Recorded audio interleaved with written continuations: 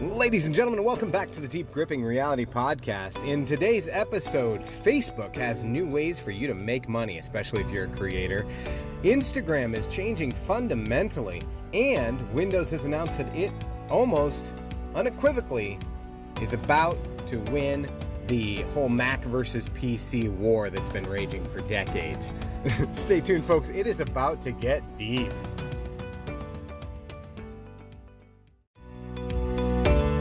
You're listening to the Deep Gripping Reality Podcast, the show that gives you leadership lessons and insights from the cutting edge of digital marketing. Hosted by Stephen J. Adelman.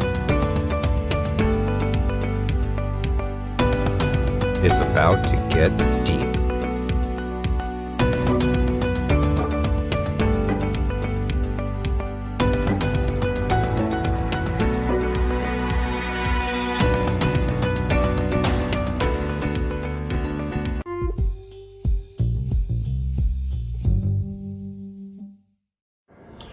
All right, folks, we've got some crazy news for you this week, coming out of last week, and I can't wait to share it with you. But first, how about a nice little dad joke? No, you don't have to turn off the podcast, I promise. This one's good. Well, at least I thought it was, but I'm a dad, so it is what it is. So here's the joke for you. Why is it that astronauts only use Macs in space? Go ahead, why? Yeah, I forgot. This is a one-way conversation. So astronauts only use Macs in space, fun fact, because you can't open Windows in space. Come on, that's kind of funny, right? Oh, okay, I hear your grain. Okay, but before you run away, listen. So, I got to tell you this awesome news. So, Facebook Facebook, Instagram, Twitter, all of these platforms are looking for ways, because the way that content is consumed has been shifting and changing over the last year especially, but they've been looking for ways to entice people to use their platform to create content.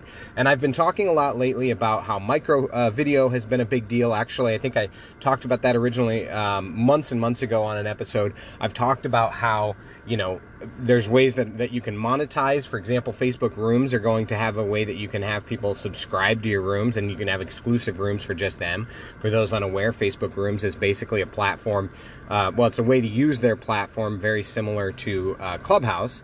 And Spotify, which owns Anchor, which is where I record my podcast, actually has a great thing that was originally called the Locker Room. Now it's called the Green Room, but its layout is almost exactly like Clubhouse. But that's not what I wanted to talk about today. So that's a quick rundown, like the 15-second rundown of crazy changes in the social sphere you might want to know about. But how many of you have heard about Patreon? Are you familiar with Patreon? So Patreon is a platform where people can support creators that they like by donating to them. And as a reward of being a Patreon, thank you to my Patreons, you might have heard on YouTube videos, but they list off their names, or they'll give them special prizes, or they'll give them exclusive access.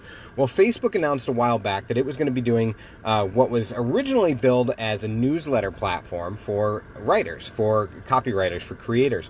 And it was called Bulletin.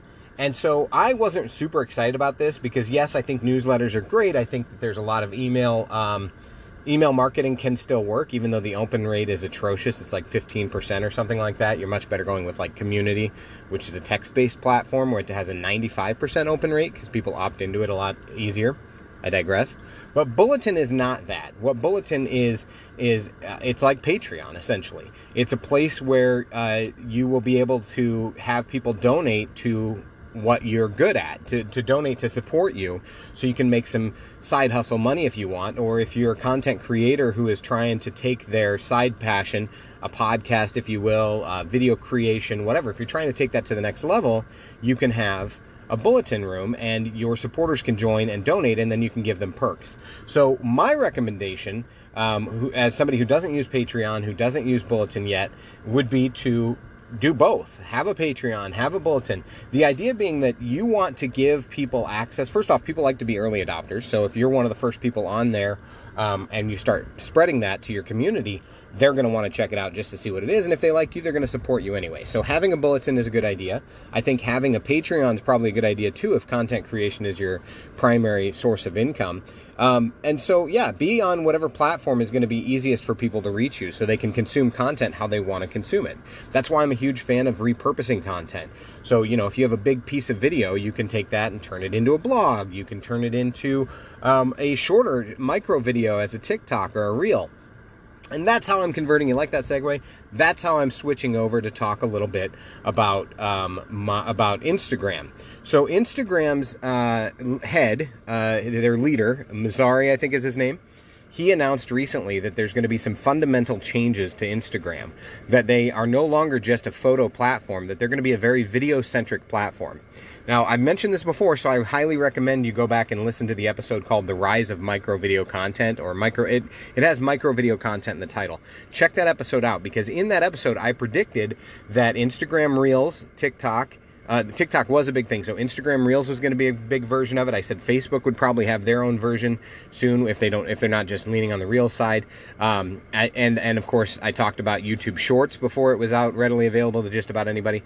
So definitely interesting to see that because of the amount of consumption and the reach of Reels, the video is going to be a huge primary focus going forward. And the reason that I bring this up is because the organic reach of Instagram Reels is insane. So when you do a reel right, and when I say right, what I mean is use their features. Don't just do it all in one cut. Use multiple cuts, use the different filters, use the captions, whatever you want. Use background music. When you're using that functionality, the algorithm pushes it out farther. So for example, if I do a crappy reel, I'll get maybe 100 to 200 views. That's not a whole lot for me. It's subjective, obviously, but for me, that's not a lot. A decent one will get at least 1,500 views, and an all right one will get up to 2,000 or 3,000 views. So that's when I'm like just throwing stuff together. If I really focused on it and tried to make some killer content, guarantee you I'd have tens of thousands, if not hundreds of thousands of views, because the organic reach of Reels is a real deal. And it also takes advantage of hashtags. So if you're going to create Reels, make sure you use the hashtag Reels with a capital R, or Reels Instagram. That's the other one that really does well. So those two, and whatever the subject is about. So for me, it'd be hashtag digital marketing or strategy or tips or whatever, right? So using Reels is important because it has such a far organic reach.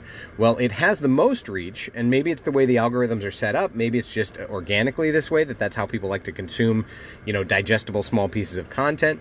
But Mosseri announced that they're going to start leaning heavily on the video side of it, and less on the photo side. So that's important news. The third bit of news is about Windows. I teased that Windows and Mac war might be ended, and here's why I say that. So the next edition of Windows, I want to say it's going to be Windows 11, maybe it's Windows 12, but I'm pretty sure it's Windows 11. Windows 11 is going to be have also fundamental changes. The interface is going to be unlike anything else. Obviously, it's going to work seamlessly if you have a Windows phone or if you have a Windows, if you're an Xbox player. But what's really cool is that they've announced that every single app that's available through the Google Play Store, you'll be able to use on your Windows PC or your Windows laptop or whatever. That's huge, because that includes, and they've said it, Apple's FaceTime app. So imagine being able to use Apple's FaceTime app that way. So that's kind of a huge deal if you think about it, because you'll be able to use Apple products that are available in the Android store on your computer. So that's a big deal. They're really working on accessibility, cross-platform playability. It's really, really cool stuff. So definitely worth checking out. And those who are Mac lovers, who are diehard, may want to just check out the next Windows, because it could be a really, really big deal. So thank you very much for tuning in, folks. I hope that you found value in this. If you did, make sure that you subscribe or listen to the podcast on the podcast platform of your choice. And, check out all the things on the social media platforms at TDGR Podcast. I'm also in Clubhouse. Thank you. And until next time, dig deep, my friends. Check out the Deep Gripping Reality Podcast, your place for digital marketing tips, tricks, hacks, personal sales strategies, and more, all on major platforms.